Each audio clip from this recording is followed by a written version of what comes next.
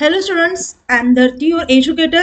Welcome you all on the platform of Global Online Classes. तर विद्यार्थी मित्रांनो, आजच्या व्हिडिओमध्ये आपण MHBSc नर्सिंग सीईटी एक्झाम 2025 या एक्झामसाठी अजून काही नर्सिंग ॲप्टिट्यूड या सेक्शन वरती MCQ क्वेश्चन बघणार आहोत. तर विद्यार्थी मित्रांनो, व्हिडिओ शेवटपर्यंत नक्की बघा.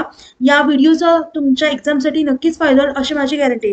तर जे स्टुडंट्स आपल्या चॅनलवरती नवीन आहेत त्यांच्यासाठी मी सांगू इच्छिते, जर तुम्ही MHBSc नर्सिंग सीईटी एक्झाम 2025 या एक्झामसाठी प्रिपरेशन करत असाल तर तुमच्या प्रिपरेशनसाठी ग्लोबल ऑनलाईन प्लॅटफॉर्मने कंप्लीट कोर्स लॉन्च केला आहे. त्यामध्ये तुम्हाला full syllabus live video lectures मिळतील, रेकॉर्डेड लेक्चर्स मिळतील, 50+ फुल सिलेबस टेस्ट सिरीज मिळेल, त्यासोबतच 2000+ एमसी क्वेश्चन बँक आणि फुल सिलेबस नोट्स देखील मिळतील. पहा, सर्व गोष्टी तुम्हाला एकाच कोर्समध्ये अवेलेबल करून देण्यात आल्या आहेत आणि ते पण फक्त 3000 रुपयांमध्ये अवेलेबल करून देण्यात आले आहेत. अजून काही कोर्सबद्दल माहिती हवी असेल किंवा कुठल्याही प्रकारचे डाऊट्स असतील तर मी स्क्रीनवरती 2 नंबर दिले आहेत, त्या नंबरवरती तुम्ही व्हॉट्सअपवर कॉन्टॅक्ट देखील करू शकता. आता हा कोर्स कसा जॉईन करायचा ते पाहू. तर त्यासाठी ग्लोबल ऑनलाईन ॲप्लिकेशन प्लेस्टोरवरती जाऊन डाउनलोड करा. त्यानंतर ॲप्लिकेशन ओपन करा. ॲप्लिकेशन ओपन केल्यानंतर नाव आणि नंबर एंटर केल्यानंतर तुम्हाला एक इंटरफेस समोर येईल. पहा असं. तर या इंटरफेसच्या डाउनवर्ड साईडला स्टोर असा आयकॉन असेल, त्यावरती क्लिक करा. त्यावरती क्लिक केल्यानंतर तुम्हाला कोर्सेसचा पेज दिसेल. कोर्सेसच्या सर्च बॉक्समध्ये तुमच्या कोर्सचं नाव टाईप करा. म्हणजे आपला कोर्स कुठला आहे, BSc नर्सिंग असं टाईप केल्यानंतर खाली तुम्हाला BSc नर्सिंगचा कोर्स दिसेल, MH नर्सिंग सीईटी एक्झाम 2025 असा. तर तो कोर्स ओपन करा आणि तो कोर्स एनरोल करा. एकदा का तुम्ही तो कोर्स एनरोल केला त्यानंतर कोर्सेसच्या सर्व गोष्टी तुम्हाला ॲक्सेस होते.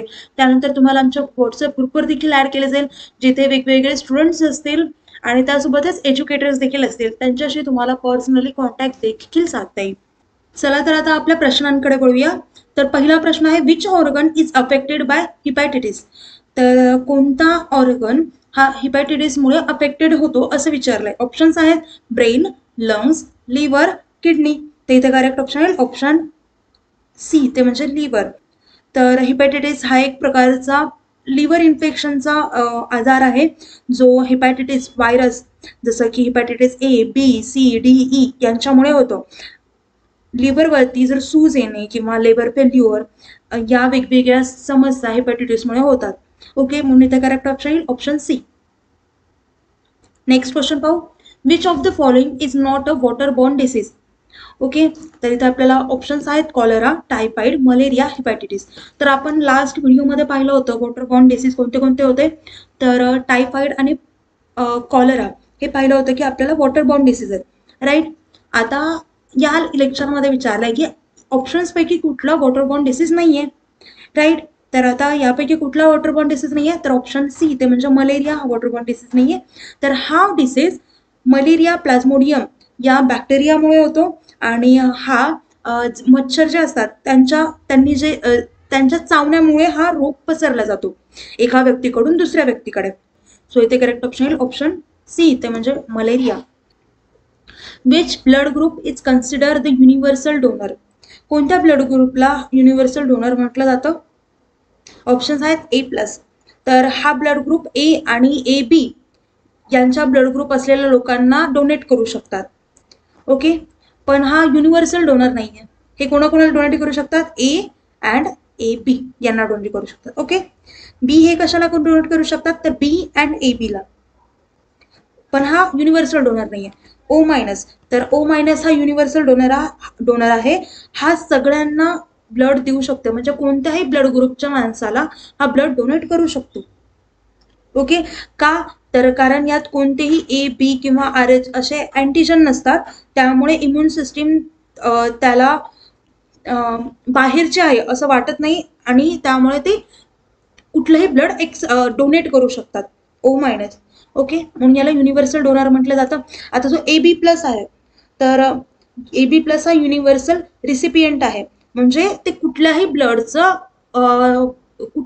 ग्रुपचं ब्लड एक्सेप्ट करू शकतात. ओके, याला काय म्हणतात, तर युनिव्हर्सल रेसिपियंट म्हणतात, म्हणजे तो कुठलाही ब्लड ग्रुप एक्सेप्ट करू शकतो. ओके, आता या क्वेश्चनमध्ये जसं आपल्याला विचारलं युनिव्हर्सल डोनर, नेक्स्ट टाइमला तुम्हाला असं विचारू शकतात युनिव्हर्सल रिसिपियंट कोणता आहे, तर तेव्हा तुम्ही आन्सर देऊ शकता तर AB+. Okay, next question. What is the primary function of the red blood cells, म्हणजेच RBCs असं म्हणतो आपण शॉर्ट फॉर्म मध्ये. तर आरबीसीज म्हणजे रेड ब्लड सेल्स म्हणजेच लाल रक्तपेशींचं मेन इम्पॉर्टंट काम असतं ते म्हणजे ऑक्सिजन ट्रान्सपोर्ट करणं. त्यासोबतच CO2 म्हणजे कार्बन डायऑक्साईड देखील उचलून तो आपल्या लंग्स पर्यंत आणतो आणि जिथे तो बाहेर टाकला जातो.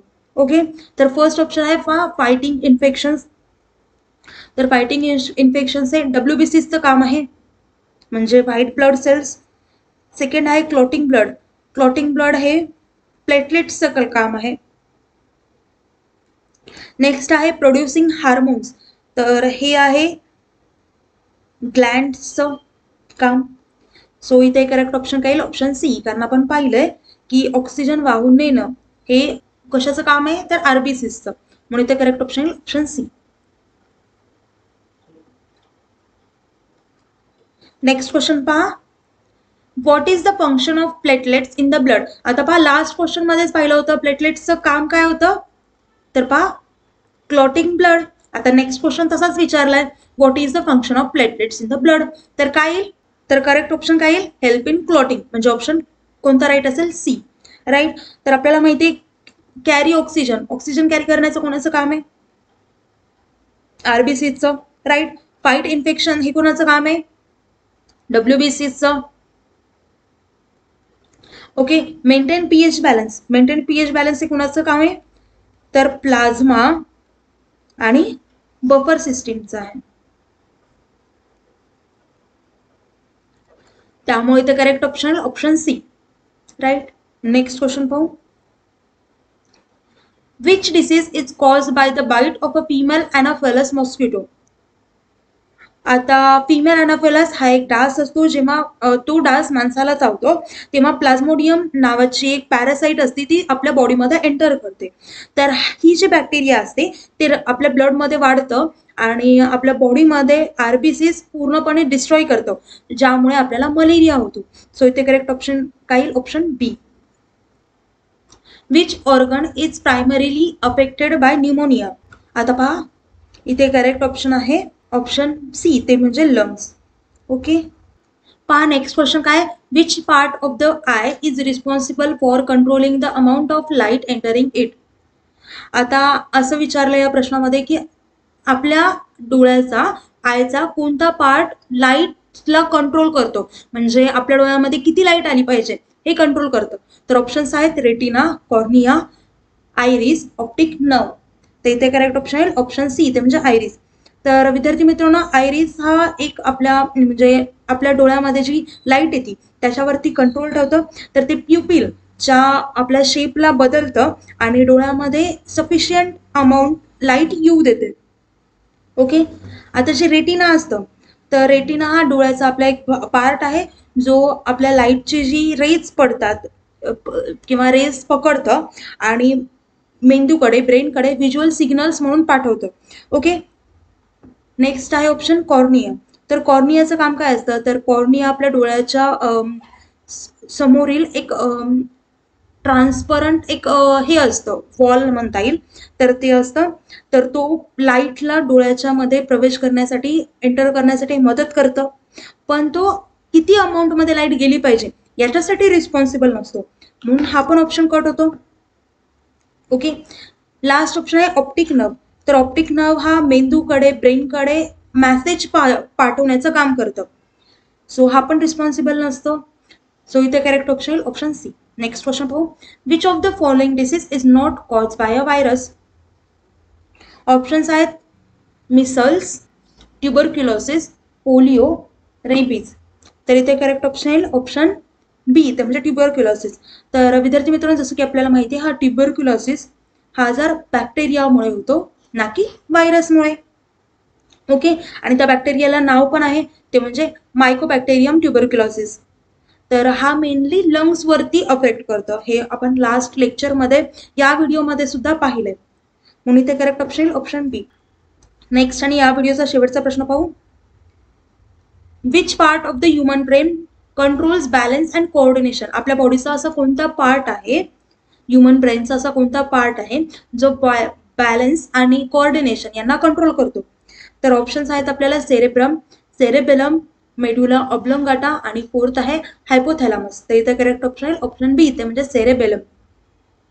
तर सेरेब्रेलम हा ब्रेनच्या बॅक साईडच्या आपल्या भागात असतो आणि आपल्या बॉडीवरती कंट्रोल, बॅलन्स आणि मुवमेंटवरती देखील लक्ष ठेवतो. ओके. तर आपल्या शरीराची जी मुवमेंट असती तर ती वेगळ्या रीतीने करण्यासाठी सेरेब्रम हे मेन रिस्पॉन्सिबल असतो. सो इथे करेक्ट ऑप्शन ऑप्शन सी.